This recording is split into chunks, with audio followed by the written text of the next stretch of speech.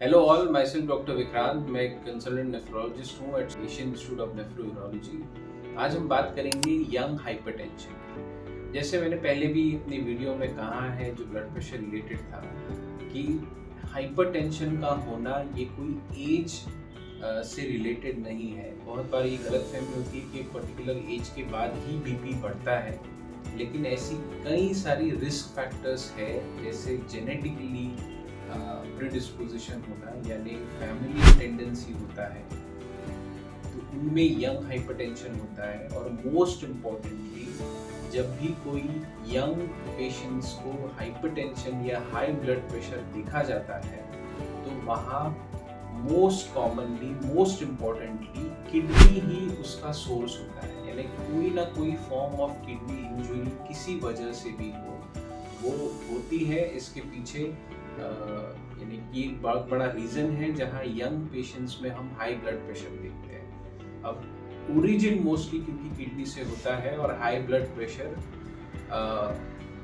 होने के वजह से भी और किडनी डैमेज होता चला जाता है। सो कई सारे बहुत कम एज में, इवन 15 ईयर्स से लेके भी आगे बच्चों को भी और यंग एज में हाई ब्लड प्रेशर होके किडनी उनका फेल हो जाता है, इंजरी हो जाती है काफ़ी एडवांस स्टेज में। अब इशू से पॉइंट इतना ही जो स्ट्रेस करना चाहिए हमें या जानना चाहिए कि यंग पॉपुलेशन में डेफिनेटली हाई ब्लड प्रेशर होना ये बहुत अनकॉमन नहीं है।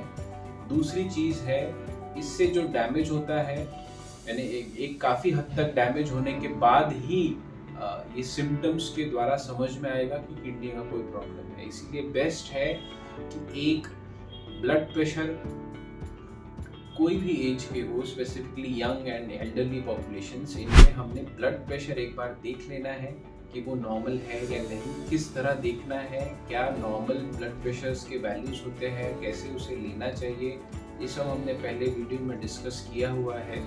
आप उसे एक बार देख सकते हैं।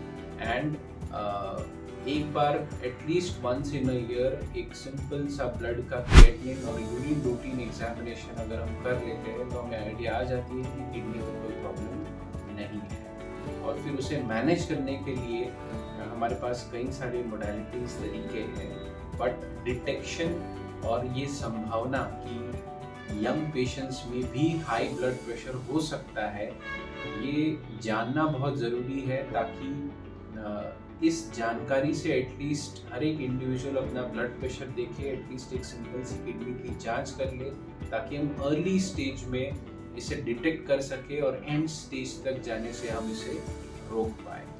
बिकॉज एक बार किडनीज या कोई भी टारगेट ऑर्गन डैमेज हो जाता है, तो उसे पूरा नॉर्मल करना नामुमकिन हो जाता है, इम्पॉसिबल हो जाता है। स्पेसिफिकली अनफॉर्चुनेटली ये जब किडनीज एंड स्टेज में पहुंच जाती है, तब फिर जो ऑप्शंस हमारे पास बचते हैं वो है सिर्फ एक लॉन्ग टर्म डायलिसिस या फिर transplant. So it is better कि हम पहले ही सावधानी बरतें, और सावधानी बरतने का मतलब सिर्फ इतना ही है कि अपना रेगुलरली ब्लड प्रेशर चेक करते रहें, और अपना ब्लड टेस्ट और यूरिन टेस्ट करके ये समझ लें कि आपका किडनी का क्या पोजीशन है। Thank you so much.